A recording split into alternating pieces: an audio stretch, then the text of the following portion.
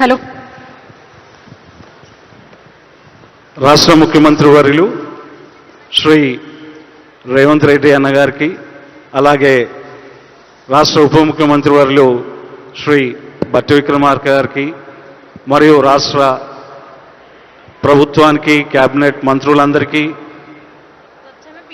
Telangana Gaddar film అవార్డ్స్ని స్వీకరించిన cinema industry అందరికి కూడా అభినందనలు.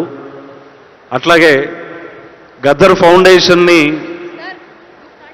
రేవంత్ అన్న గారు, అలాగే బట్టి విక్రమార్క అన్న గారు 31 జనవరి 2024 మీ ఆధ్వర్యంలో ప్రకటించడం జరిగింది సార్.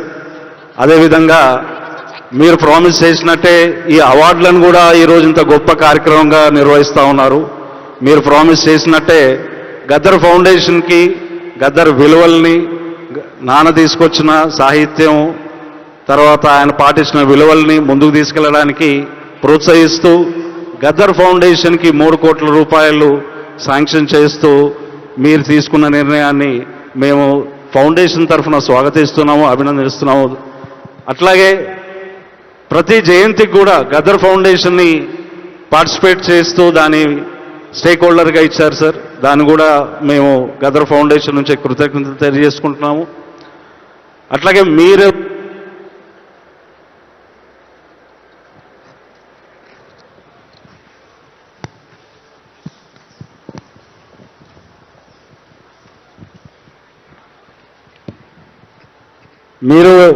రాష్ట్ర ప్రభుత్వం అన్నగారు మీరు ప్రతి సంవత్సరం చేపడుతున్న కల్చరల్, మెమోరియల్ మరియు రీసెర్చ్ సెంటర్ని మీరు స్థలం కేటాయిస్తూ నెక్లెస్ రోడ్లో ప్రకటించారు సార్.